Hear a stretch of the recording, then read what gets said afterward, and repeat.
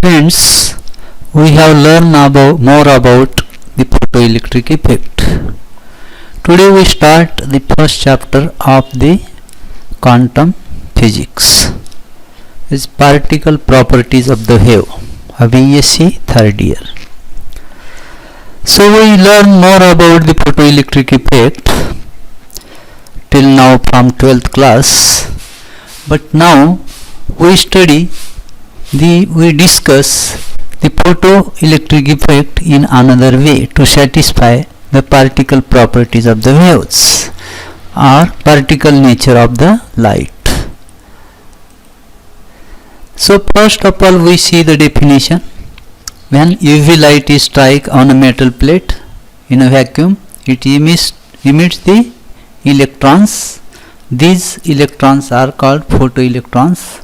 This was first invented by Hertz in 1887. This is called the photoelectric effect.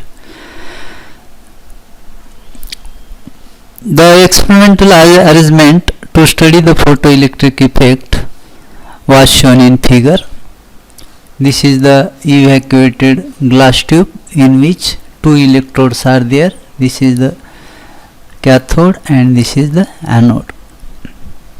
Cathode and anode. Now it consists of fitted two electrodes. Anode is a metal plate which is irradiated by, this is the anode, irradiated by the ultraviolet light. It emits the electron and these electrons are reached to the cathode. The cathode is negatively charged connected and anode is positively connected. The electrons are ejected are called by the are collected by the cathode and flow in a current is flow in an external circuit, which was detected by this ammeter in the circuit. The current due to these flowing electrons are called photoelectrons. Now current is flowing. The electrons are moving from anode to cathode. In anode to cathode is negative and anode is positive. So there is potential, negative potential applied on the cathode so that the electron reaches in spite of the potential applied. These electrons should have the maximum kinetic energy. Only maximum kinetic energy electrons can be reached to the cathode.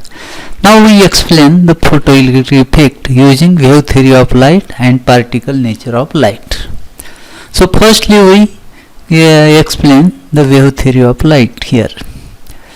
Electric field E of light exert a force F is equal to E into E on the electrons. As the intensity of light increases, force increases, so kinetic energy of ejected electrons should increase. The kinetic energy of ejected electron depends upon the intensity of light was proposed by wave theory of light actually. The electron should be emitted whatever the frequency nu of the light so long as the E is sufficiently large. This is argument, this actually assumption given by the wave theory of light. Emission of electrons independent of frequency. This is argument also made by the wave theory of light. For very low intensity except a time lag between light exposure and emission, while electrons absorb enough energy to escape from the material or metal surface, because it takes long time to absorb the light and then eject the electron. The emission of electron takes long time to absorb sufficient energy for low intensity of. This is the total drawback, because when light is incident on the metal surface, as soon as light is incident, the electrons are ejected. There is no time lag between. This is the drawback of wave theory of light. First drawback of wave theory of light, that is the emission, electrons should emit whatever be the frequency of light. Emission of electrons independent of frequency. This is again one drawback. Kinetic energy of ejected electron depends on the intensity of light. this is also wrong according to wave theory of light. So we consider the quantum theory of light to explain the photoelectric effect. So to explain the photoelectric effect on the basis of wave theory of light, it is completely failed. The wave theory of light completely failed to explain the photoelectric effect. Now we consider the quantum theory of light to explain the photoelectric effect. So no number of electrons ejected and photocurrent depends on the following case. If the retarding potential increased, retarding potential, now we see in the figure, this is the potential applied, negative potential applied. This is the retarding potential increased to desired value, so that cathode gets more and more negative potential, and the electrons reaching the cathode are repelled back and photocurrent stop flowing through the circuit. Such a value of potential is called stopping potential. This is the value of stopping potential. Whatever may be the intensity of light, you see in the figure, here is intensity, how much be intensity, if for that value of stopping potential, the current, photocurrent should be zero. There is no emission of electrons, or no electrons are reached to the cathode. Whatever may be the intensity, that means the emission of electron depends upon the frequency of light, or photoelectric current depends upon the energy of electrons depends upon the frequency of light. The photoelectric current is proportional to intensity of light. Actually, this is intensity of light. However, the retarding potential is independent of intensity of light. So whatever may be the intensity, the retarding potential is not depends upon the intensity of light. The photoelectron's energy depends upon the frequency of incident light and not on the intensity of incident light. This was explained in the neighboring figure. You see this figure. Now, the energy of photoelectrons depends on the frequency of light incident and not on the intensity of light. This was satisfactorily explained by the quantum theory of light. However, the wave theory of light is completely failed and have no any explanation about the photoelectric effect.